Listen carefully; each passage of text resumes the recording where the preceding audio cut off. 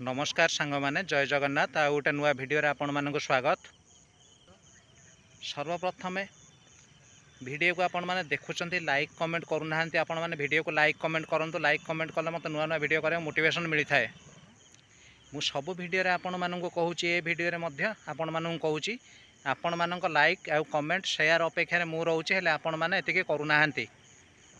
जो मैंने like comment share करुँच मोर video को से हृदय धन्यवाद। जो मैंने न करुँच से हृदय धन्यवाद।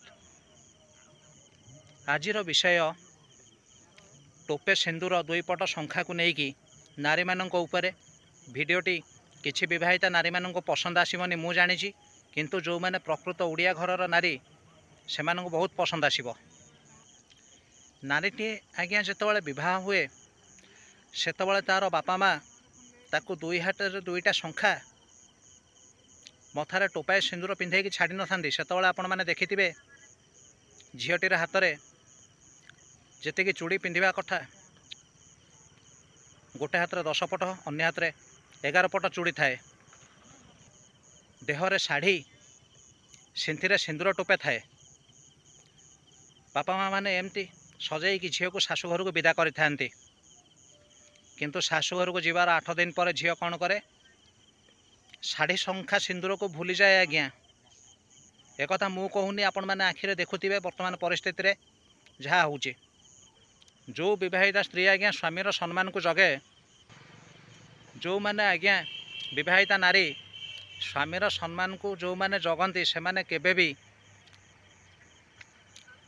दुई हाथ रे माने गोटे हाथ में गोटे पट शंखा आउ एक हाथ में आउ गोटे पट शंखा मात्र दुईटी एमती पिंधती ना। भल भाव से सिंदूर पिंधती एवं ड्रेस पिंधती ना, शाढ़ी पिंधती। कारण से माने स्वामीर सम्मान को जगी था जमी स्वामीर सम्मान तले न पड़ू। स्वामीर सम्मान को रक्षा करे से माने एसबू करती एवं सारा जीवन पर ड्रेस पिंधा को भूली जाती। किंतु एबे कौन होउची ना विवाहिता नारी माने निजको विवाहित कहवा को संकोच करुचंती। आज्ञा पाश्चात्य सभ्यता को आपणे नहीं। डाण हाथ में गोटे पट शंखा बा हाथ में गोटे पट शंखा सिंदूर कथा न कहवा भल, शाढ़ी कथा न कहवा भल। ड्रेस रे काम चली जाउची, मुंडरे ओढ़ना दूरर कथा। बापा माँ कौन यही संस्कार देकी शाशुघर को विदा करथिबे? जमा नुहे। शाशुघर को बापा माँ जो विदा करती मु पूर्वर कहली ना, जेतिकी चूड़ी शंखा पिंधा कथा सेतिकी पिंधाइथिबे, सिंथिरे सिंदूर देहरे शाढ़ी पिंधाई छाड़ीथिबे। किंतु बाहागर 8 दिन पर झीलटी कौन करे संस्कार भूली जाए, पाश्चात्य संस्कार को आपणई निए। एटा केते दूर ठीक आज्ञा आपण टिके कमेंट करी मते जणैबे। जो नारी माने आज्ञा स्वामीर सम्मान को जगी जानी नाहांती तांकु आमे कौन कहबा आपण माने कहतु। ओडिया घरर बहुटी आज्ञा शंखा सिंदूर शाढ़ी रे सजई हेले जो सुंदर दिसे ताहा कौन ड्रेस रे दुई पट शंखारे दिसे? केबे भी दिसबनी आज्ञा। तेणु संस्कार कौन से माने जानी नाहांती। प्रथमे मोर मन को आसूला से स्वामी पाखे पैसा नहीं शंखा सिंदूर शाढ़ी किणवाकू, चूड़ी किणवाकू, सिंदूर किणवाकू। किंतु प्रकृत घटना जानिला पर मु भिडियोटे कली। गोटे सुंदर कहानीटी आपन को कहूँ शुणु। ओडिया घरर 3 बहु आज्ञा, किंतु सभा सान बहुटी बहुत सुंदर देखिया को। सी सब बेले शाढ़ी पिंधे, शंखा सिंदूर जी पिंधा कथा से पिंधे। ताकू दिने मु पचारिली, मैडम आपणकर तो बड़ जा मैंने सबू पटे पटे शंखा पिंधुंट, सिंदूर पिंधुना, शाढ़ी पिंधुंट, ये सॉरी ड्रेस पिंधुंट। आपण कहीं ड्रेस पिंधुना, पटे पटे शंखा पिंधुना, सिंदूर पिंधुंट? मत टे बुझे पारे कि यार मर्यादा कौन?